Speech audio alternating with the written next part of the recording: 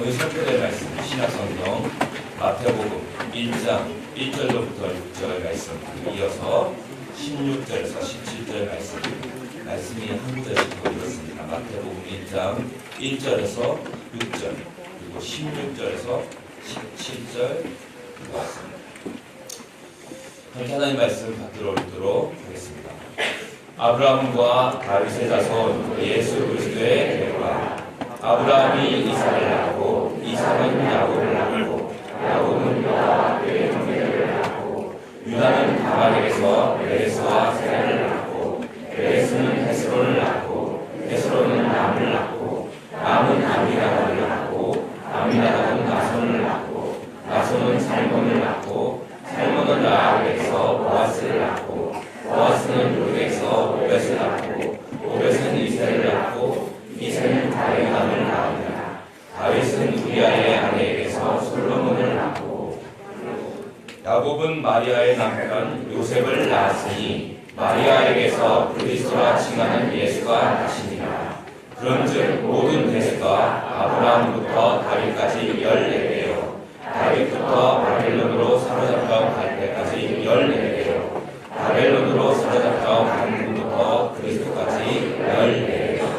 아멘. 성탄과 복음 5번째 하나님께서 인간의 역사에 들어오신 일 제목으로 하나님 말씀 전하겠습니다. 성도 여러분, 기쁜 성탄절입니다. 메리 크리스마스. 우리 앞에, 옆에, 뒤에 계신 분들은 적어도 5분 이상 성탄절입니다. 또 주변에 아이들도 있는 경우는 메리 크리스마스.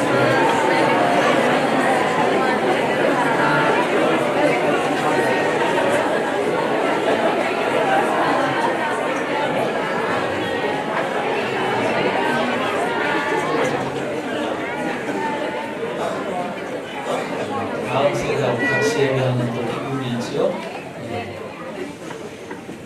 참 기쁜 성탄절이 아닐 수 없습니다.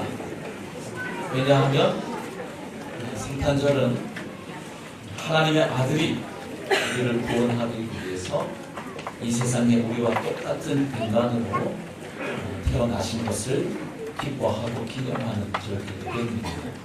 물론 정확한 이 날은 아니겠지만 주님이 이 땅에 태어나신 것은 분명한 사실이니까 우리가 이 성탄절에 다시 한번 그 기쁨에 동참하는 것은 우리 주님께서 기뻐하시는 일인 줄로 믿습니다. 성탄절이 기쁜 것은 하나님의 아들이 이 세상에 오셨기 때문입니다. 하나님이 약속하셨던 그 일이 우리가 살고 있는 이 땅, 이 인간의 역사 속에 실제로 이루어졌기 때문입니다. 그 얘기는 하나님이 살아계신다는 이야기죠. 그리고 이 세상은 그 하나님께서 관심을 가지고 계신 세상이고 하나님의 뜻이 펼쳐져 가고 있는 세상임을 보여주는 겁니다.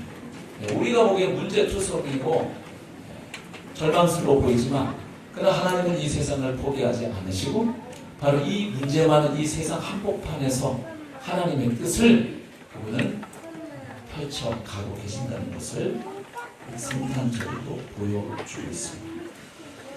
자, 그래서 신약 성경의 첫 번째 책, 첫 번째 장을 보면 바로 하나님의 아들이신 예수 그리스도께서 어떻게 이 세상에 오셨는지를 보여주는 것으로 책을 시작합니다. 그래서 1장에 기록된 내용은 두 가지죠. 하나는 예수 그리스도의 계보 혹은 족보를 기록하고 있고 또 하나는 예수 그리스도께서 어떻게 태어나셨는지 탄생 이야기를 소개해주고 있습니다. 근데 우리가 함께 읽은 이 본문은 지금 그 족보의 몇 구절을 읽었죠. 그래서 이 족보는 어떤 분들에게는 수면제와도 같은 본문이죠. 그래서 잠이 안 올 때 여기를 펼쳐서 낳고 한 10번 넘어가면 주머니 아주 마음이 편안해지면서 잠이 올 수 있는 본문이기도 할 겁니다. 무의미한 이름이 계속 나열되어 있는 본문일 수도 있죠. 그러나 사실 이 계보는 굉장히 중요한 의미를 가지고 있습니다. 예수님의 조상이 누구였는지 단지 그 역사적인 정보를 제공해주는 그런 계보의 차원을 뛰어넘어서 바로 예수님께서 이스라엘에게 약속된 그 메시아라는 사실을 선언해 주는 바로 그런 족보가 되는 것이죠.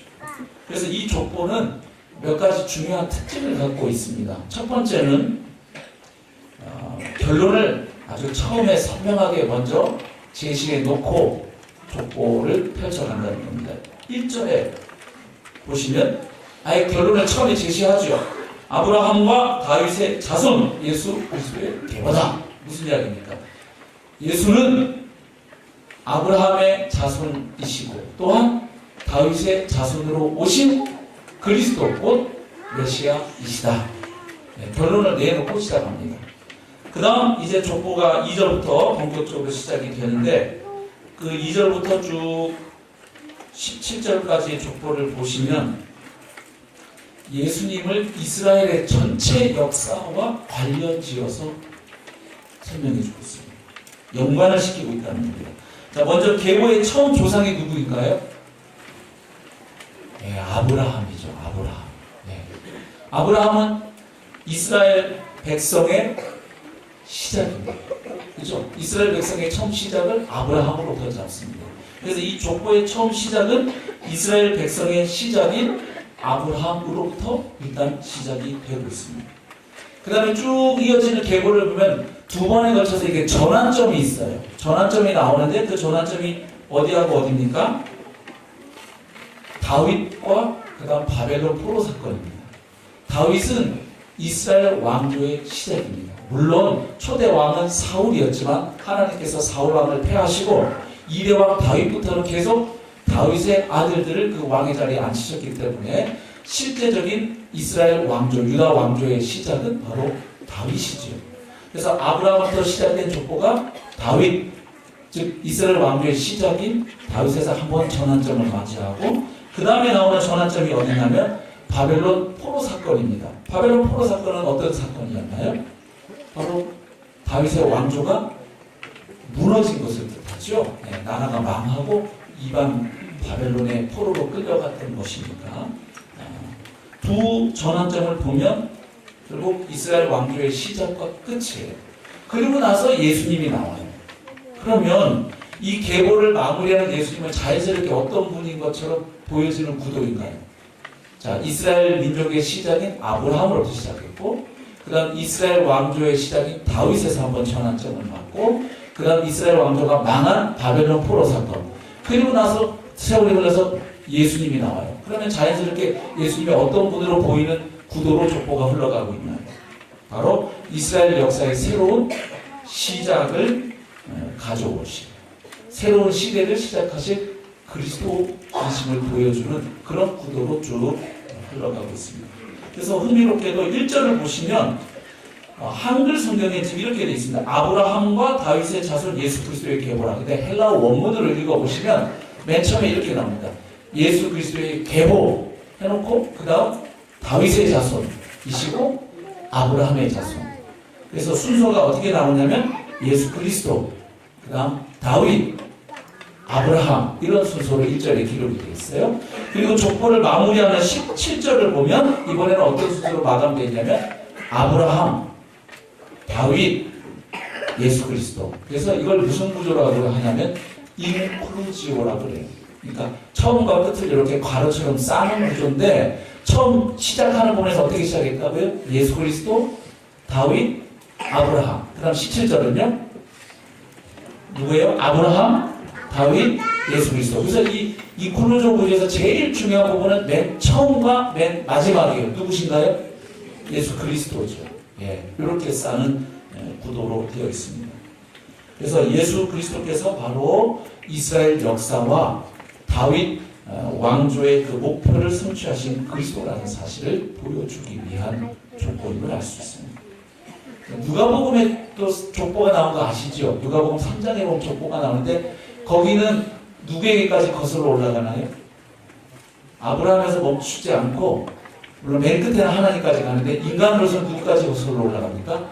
아담에게까지 거슬러 올라갑니다. 그래서 누가복음에서는 예수님을 온 인류와 연관지어서 온 인류를 구원하고 싶은 것을 특별히 더 강조하고 있고, 마태복음에서는 이스라엘에게 약속된 바로 그 메시아임을 보여주고 있음을 알게 됩니다. 그 다음에 이 족보의 특징 또 하나가 있는데 왕적인 계보인 것이죠. 마태복음에 나오는 계보를 보시면 다윗의 아들로 누구의 이름이 나오냐면 솔로몬이 나와요. 솔로몬. 그리고 솔로몬 다음에 줄곧 유다 왕들의 이름이 7절부터 11절까지 보면 쭉 나열되어 있습니다. 누가복음에 기록된 족보를 보면 어떻게 되어 있나요? 다른 이름들이 나오죠. 왜냐하면 누가복음은 마리아의 계통을 추적해 갑니다. 마태복음은 아버지 요셉의 계통을 추적해 가고 있고, 그래서 마태복음의 족보는 다분히 이스라엘의 사람들에게 그들이 기다려왔던 바로 유대인의 왕으로 오신 예수 그리스도를 보여주기 위해서 이렇게 왕적인 계보의 특성을 띠고 있습니다. 그래서 계보의 두 전환점도 다윗 왕조의 시작과 끝을 보여주는 사건을 기록하고 있습니다. 그 다음에 왕적인 계보는 왕적인 계보인데 또 한 가지 특징이 뭐냐면 다윗적인 계보입니다. 다윗이 굉장히 부각되는 계보예요. 어떻게 알 수 있냐면 몇 가지 알 수 있는데, 우선 다윗이라는 이름이 가장 많이 등장해요. 5번 나와요. 5번. 이게 왜 많이 나온 거냐면 요셉이나 여인들의 이름은 한 번 나와요. 그리고 아브라함은 3번 나옵니다. 그런데 다윗이라고 하는 이름은 이 족보에 5번 나오고요. 그 다음에 1세기에 유대인들에게는 게마트리아 방식이라는 게 있었어요. 뭐냐면 사람 이름이나 어떤 문자를 수로 바꿔서 표현하는 방법이에요. 그래서 다윗이라는 이름, 다비드라고 하는 이 이름을 그 자음을 따면 4 더하기 6 더하기 4가 돼요. 네, 다윗이라는 이름의 그 문자마다 자음마다 가지고 있는 수의 값이 있는데 그걸 더하면 4 더하기 6 더하기 4 얼마죠? 14가 되죠. 그래서 지금 족보에 보면 계속 뭐가 강조돼요? 예, 17절 보면 모든 대수가 아브라함부터 다윗까지 14대, 다윗부터 바벨론으로 사로잡혀 갈 때까지 14대, 바벨론으로 사로잡혀간 후부터 그리스도까지 14대, 계속 14가 강조되어 있음을 볼 수 있죠. 그리고 아까 말씀드렸던 것처럼 1장 1절과 17절을 보면 예수 그리스도, 다윗, 아브라함, 다윗, 예수 그리스도. 그래서 가장 중요한 존재는 처음과 끝 예수 그리스도. 그 다음 바로 중요하게 부각되는 인물이 누구예요? 다윗이죠. 그래서 1장 1절을 저희 한글 성경에서는 아브라함과 다윗의 자손 예수 그리스도 이렇게 되어 있는데, 헬라어 원문 성경에 보시면 예수 그리스도의 족보 해놓고 그 다음 먼저 등장하는 인물이 다윗이 먼저 나옵니다. 다윗의 자손이시고 또한 아브라함의 자손이시다. 이렇게 설명합니다. 자, 그 다음에 한 가지 특징이 오늘 저희가 생각하고 적용할 말씀이 이 부분인데, 이 족보에는 특이하게도 여인들의 이름이 나옵니다. 원래 유대인들 족보에는 여인들 이름이 나오지 않아요. 그런데 이 족보에는 여인들의 이름이 나오는데, 특별히 마리아를 제외한 4명의 여인들을 보면 공통점이 있다는 것을 보게 됩니다. 자, 지금 마리아를 우선 빼놓고 그 앞에 나오는 4명의 이름 기억나시나요? 누구죠? 처음에 다말, 그 다음 라합, 그 다음 룻, 그 다음 우리아의 아내, 4사람이 나오죠. 이 사람들 공통점이 있습니다. 첫 번째 공통점은 뭘까요? 이방인들로 보이죠. 좀. 그렇죠. 우선 다말은 어디 출신인가요? 가나안 출신이죠. 네. 창세기 38장 보면 아실 수 있습니다. 가나안 여인이에요. 그 다음에 라합은요, 여리고 출신이죠. 예. 룻은요, 모함 여인이죠. 그 다음 우리아의 아내는요, 정확히는 모르는데 우리아의 아내니까 누구의 아내예요? 우리아의 아내잖아요. 그렇죠. 예. 우리아가 어디 사람이었죠? 헷 사람이에요. 헷 사람. 예. 이방인이란 말이에요. 남편이. 그러니까 밧세바는 최소한 헷 사람, 이방인의 아내여서, 그러니까 본인도 이방인이었거나 아니면 이스라엘 사람이라 하더라도 최소한 누구의 아내입니까? 이방 사람의 아내죠. 그래서 밧세바라는 이름이 있는데도 지금 마태가 밧세바 이렇게 하지 않고 어떻게 표기해놓고 있나요? 우리아의 아내, 즉 햇사가 우리아의 부인이었다. 그 이방성을 강조하고 있는 것을 우리가 알 수 있죠. 결국 예수님께서 이 땅에 오실 때에 이스라엘뿐만 아니라 이방의 혈통과도 연관을 맺고 이 땅에 오셨다는 것을 우리가 보게 됩니다. 결국 예수님은 이스라엘에게 약속된 메시아로 오셨지만 그분은 이스라엘뿐만 아니라 이방인들을 위한 그리스도 되신다는 것을 족보를 통해 자연스럽게 보여주고 있죠. 자, 이 네 여인들의 공통점이 또 하나 있습니다. 도덕적으로 당시 기준으로 볼 때 조금 다 문제가 좀 있어요. 당시 기준으로 보면 그렇게 정상적이지 못한 결혼 생활을 한 여인들로 보여지죠. 예, 좀 하자가 있어 보인다는 거예요. 다만은 어떻습니까? 시아버지하고 육체적 관계를 맺었던 인물이에요. 그렇죠? 라합은요, 희생이었다고 기록하죠. 창기 주신 히브리서 11장 31절도 나와 있습니다. 룻은요, 재혼을 했죠. 그렇죠? 요즘 재혼은 뭐 아무것도 아니겠지만 이때는 좀 달라요. 지금하고 시대 분위기가. 그 다음 우리아의 아내는 간음과 재혼을 했죠. 그죠? 간음죄를 범했고 그리고 다윗과 재혼을 했죠. 그러니까 이렇게 볼 때 별로 그렇게 자랑스럽지 않은 여인들입니다.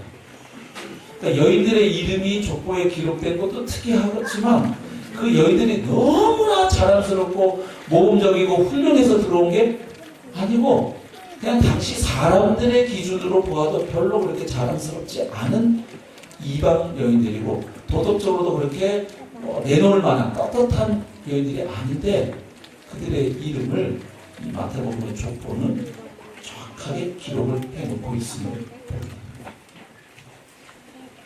예수님께서는 이방인들뿐만 아니라 또한 죄인들을 위한 그리스도로 오셨다는 것을 보여주죠. 그 다음에 나오는 여인이 누구냐면 마리아죠.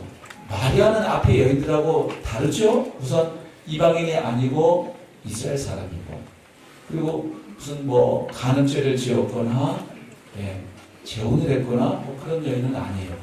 그러나 다른 사람들의 눈으로 볼 때는 밧세바나 마리아나 큰 차이가 없을 수 있어요. 왜죠? 혼전 임신. 그렇죠. 물론 성령을 통한 동정녀 잉태였지만 그 모르는 사람들 눈으로 보면 어찌됐든 어떻습니까? 혼전 임신에서 태어난 아들이 예수였죠. 그런데 조금 다르다는 것을 설명을 하긴 합니다. 16절을 한번 보십시오. 야곱은 마리아의 남편 요셉을 낳았으니 마리아에게서 그리스도가 칭하는 예수가 나시니라. 그 앞에부터 쭉 이어지는 족보의 패턴하고 달라지는 걸 눈에 띄시죠? 그 앞에 족보대로라면 16절은 어떻게 기록되어야 할까요? 야곱은 마리아의 남편 요셉을 낳았으니 요셉은 마리아에게서 그 예수를 낳으니라. 이렇게 해야 돼요. 맞죠? 그 앞에 보시면 3절 보세요. 유다는 다말에게서 베레스와 세라를 낳았다. 이렇게 돼 있어요. 그러니까 앞에서부터 쭉 배운 그 패턴 그대로 기록이 되려면 16절은 야곱이 마리아의 남편 요셉을 낳았고 요셉은 마리아에게서 그리스도를 라고 칭하는 예수를 낳았다 해야 되는데 16절을 가만 보시면 어떻게 돼 있습니까? 요셉이 예수님의 아버지인 것 그리고 마리아의 남편인 것은 강조하는데 정작 예수님의 출생은 누구에게서? 마리아에게서 그리스도라 칭하는 예수가 나시나. 그러니까 예수님의 출생에 관한 한 누구를 또 배제하고 있습니까? 아버지 요셉을 배제하고 있습니다. 그러면서도 또 아버지가 요셉이었다는 걸 강조하고 있습니다. 왜 그럴까요? 잘 아시죠? 메시아는 반드시 여자의 후손으로 오시도록 되어 있습니다. 창세기 3장 15절에서. 그러니까 남자와 여자, 남편과 아내의 통상적인 그 부부관계를 통해서 태어나면 그분은 여자의 후손으로 오시는 메시아일 수가 없어요. 그러나 또한 메시아는 반드시 누구의 자손으로 오셔야 합니까? 다윗의 자손으로 오셔야만 돼요. 그래야 메시아의 조건을 충족시키는 거예요. 맞습니까? 이 두 가지 조건을 어떻게 충족시킵니까? 그래서 하나님께서 선택하신 방법이 당시의 유대인의 결혼 제도를 주님이 활용하시죠. 어떻게 해요? 이때 당시 유대인의 결혼 제도는 아시죠? 남편과 아내가 약혼을 하면 어떻게 되나요? 법적으로 부부가 되죠. 그래서 유대인 사회에서 결혼에 앞서서 1년간 유지되던 관계를 정혼이라고 합니다. 헬라로 보면 무네스티에 한다는데 정혼하다 이 관계를 맺으면 이 남편과 아내는 서로 법적으로 구속력을 갖게 됩니다. 그래서 이 관계를 깨는 방법은 두 가지밖에 없습니다. 이혼을 통해서 깨거나 아니면 죽음을 통해서 사별합니다. 이 두 가지를 통해서만 이 관계를 깰 수 있습니다. 그래서 만약에 이 정혼 기간에 법적으로 보지만 함께 살지는 못해요. 각자 집에서 사는 거예요. 근데 이 1년 기간 안에 특별히 여인이 막 남의 애를 패서 부정한 것으로 드러나면 구약 성경의 신명기를 보면 어떻게 되나요? 돌로 쳐 죽이도록 돼 있었고 신약 시대에는 그렇게까지는 하지 않고 이혼하도록 했죠. 그래서 요셉이 조용히 이혼하려고 했던 것이죠. 그런데 그 정혼한 기간에 함께 살지 않고 떨어져 있는 기간에 성령을 통해서 인택해 하시니까 여자의 후손으로 오는 조건을 충족시키시고 또한 동시에 이미 법적으로는 요셉이 예수님의 아버지가 되는 것이죠. 그래서 다윗 지파인 요셉의 아들이 되니까 예수님께서 다윗의 자손이라는 조건을 동시에 충족시키시는 바로 그 모습을 보여줍니다. 그래서 1장 18절부터 25절은 바로 1장 16절을 설명하는 거예요. 어떻게 마리아에게서 예수님이 나셨는지를 설명해 주는 스토리가 바로 18절부터 25절까지. 자, 오늘 저희가 생각하자는 가장 주된 메시지는 이것입니다. 예수님께서 인간의 역사에 오신 길을 보면, 그 문을 보면 우리 인간의 생각과 많이 다르다는 것이죠. 많이 다르죠. 하나님의 아들이 인간이 되어 오시는 것부터가 이미 자기 영광을 포기하신 것이에요. 맞습니까? 네. 근데 그럼 좀 이왕 오실 거면 인간 중에 가장 폼나는 족보를 통해서 오실 수 있는데 하나님께서 인간의 역사 속에 들어오신 그 길, 그 문을 이렇게 살펴보면 상당히 의외이고 좀 수상해 보이기까지 해요. 그렇죠? 네. 이미 구원받은 분들이야 예수님의 동정자 탄생을 믿겠지만 그렇지 않은 분들이 이 이야기를 읽으면 사실은 마리아의 이야기나 바세바의 이야기나 그렇게 다른 것 같지 않게 느끼시죠. 겉으로 보면 비슷해 보입니다. 결국 하나님께서 인간 세상에 찾아오시는 그 길과 그 문을 들여다보면 인간의 그 어두운 자리, 바로 그 자리에 하늘의 빛이 비추는 방식을 선택하십니다. 인간의 가장 어두운 곳, 부끄러운 곳, 그 틈에 하늘의 은혜와 통치가 임하는 모습을 보여줍니다.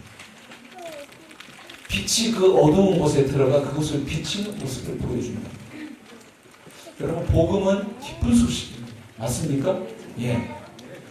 왜 기쁜 소식입니까? 도무지 하나님의 심판을 피할 길 없는 자에게 하나님의 자비와 용서가 베풀어졌다는 소식이기 때문에 기쁜 소식이에요. 아멘? 또한 죽은 자에게 살아날 소망이 주어졌다는 소식이기 때문에 기쁜 소식입니다. 그리고 가장 절망스러운 순간과 가장 황홀한 희망의 순간이 함께 만날 수 있다는 것을 보여주기 때문에 기쁜 소식이에요.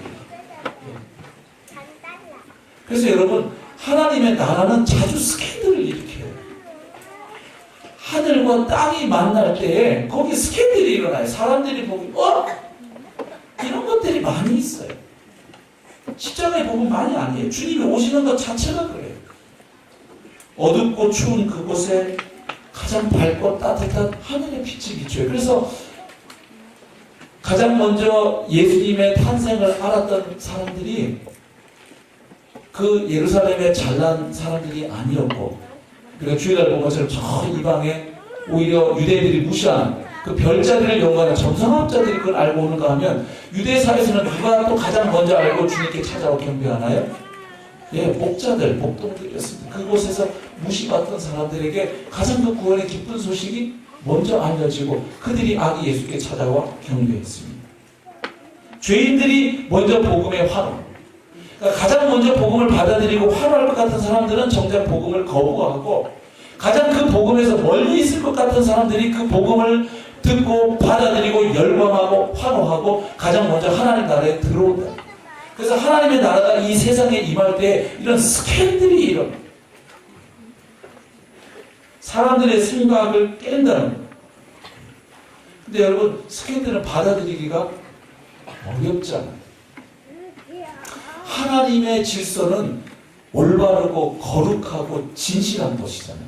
근데 어떻게 그 하나님이 가장 인간의 그 어두운 곳, 냄새나는 곳, 그곳에 오실 수 있느냐는 것입니다. 틀리고 옳지 않고 냄새나는 그곳에 하나님의 나라가 임하였다는 것을 보여주는 게 예수 그리스도 탄생의 메시지입니다. 그래서 여러분 우리가 이 탄생의 복음을 다시 생각할 때 우리가 그냥 오늘 기도할 내용이 이것입니다. 하나님의 나라가 어느 문으로 어떻게 들어오는지 우리가 예단할 수 없다.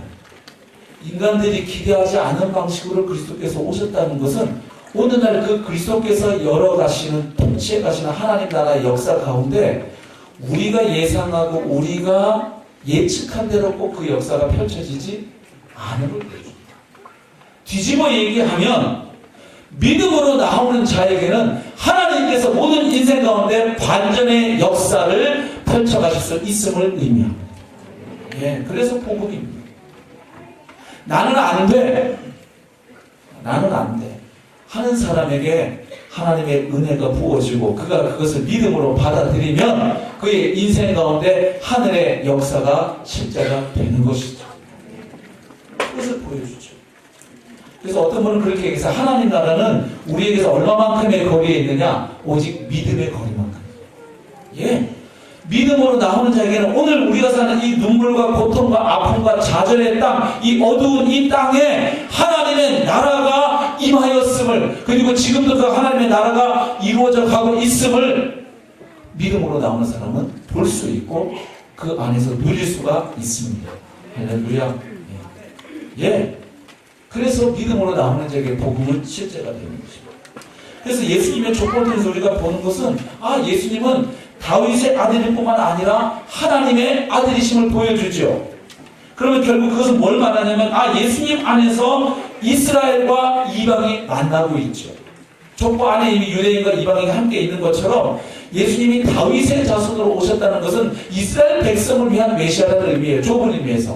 그러나 그분은 또한 이방인과 죄인들을 위해서 오신 메시아라는 걸 족보 가운데 보여주는 것은 결국 그분 안에서 이스라엘이 이방을 만나는 일이 이루어집니다. 또한 그분 안에서 하늘이 땅을 만나는 놀라운 이야기죠. 하늘과 땅은 함께 할 수가 없어요. 하늘은 하늘이고 땅은 땅이죠.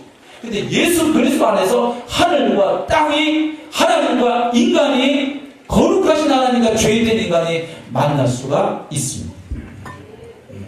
예수님의 탄생은 그걸 보여줘요.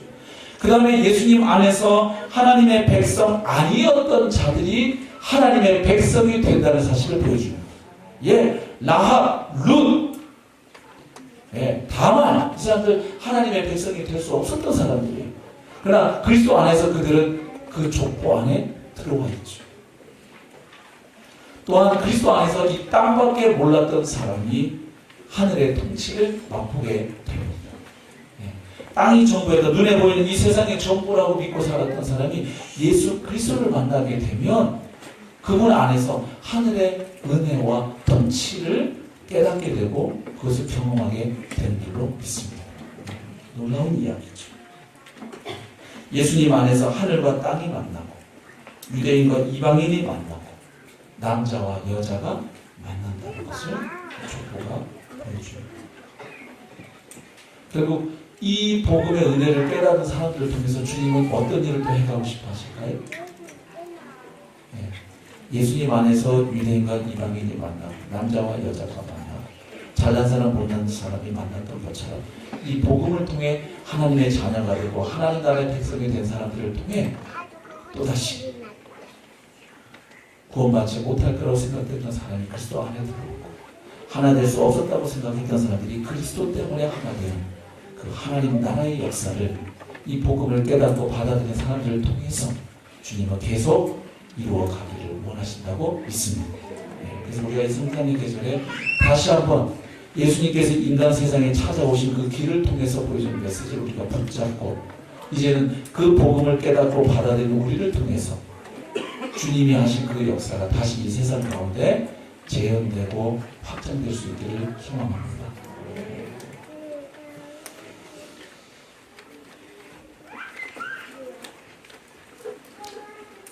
하나님이 인간대에 오신 것은 생각할 수 힘든 것 같아요. 그렇죠? 예. 어릴 때 저는 성탄 들으면 그냥 왠지 좋았어요. 그때 뭐 성탄 연극도 하고, 선물도 주고, 선물 교환도 했거든요. 그때. 예. 그리고 유일하게 그 합법적으로 외박할 수 있는 날을 그때 했어요. 24일 날은 부모님들이 교회에서 밤새고, 왜냐하면 요즘은 없어진 뭐가 있었죠 그때? 새벽송이 있어서 좋은 일 하는 거니까 그때는 이런 자식 안 들어온다고 뭐 12시간 오다 그런 게 없이 아주 그냥 합법적으로. 그래서 괜히 들뜨기도 하고 흥분을 하기도 했던 절기였는데, 시간이 지나면서 복음을 점점 알면 알수록 이 성탄의 계절은 단순히 그저 그런 것 때문에 흥겨워할 절기가 아니라, 정말 어떻게 하나님이 인생들을 사랑하다가 어느 선교사님 말처럼 그만 미쳐버리셔서 그냥 니네는 그러면 안 돼 이렇게 위에서 보고 말씀하지 않고 자기가 직접 이 세상에 오셔서 우리가 동일한 출생의 과정을 밟으시고 우리가 동일한 삶을 사시며 우리가 겪는 유혹과 고통을 그분이 온 몸으로 치료하시고, 그러나 감사하게도 그분이 성령의 도우심으로 우리가 넘어지고 자빠진 그 모든 지점에서 그분은 승리하심으로 율법의 요구를 완전히 이루어내시고, 그분이 마침내 우리를 대신하여 십자가에 못 박혀 죽으시고 부활하심을 통하여 우리가 구원받을 수 있는 길을 열어놓으신 하나님의 은혜를 찬양합니다. 그 시작이 바로 하나님이 인간되어 오신 이 성육신의 사건에서부터 복음이 본격적으로 시작되었다는 사실을 기억하고, 그 예수님 안에서 하늘과 땅이 만나고 유대인과 이방인이 만났던 것을 우리가 기억하면서 이제 그 복음의 증인된 우리를 통해 복음 때문에 하나 되는 역사가 계속 일어날 수 있기를 소망합니다. 우리 같이 찬송하고 좀 기도하겠습니다.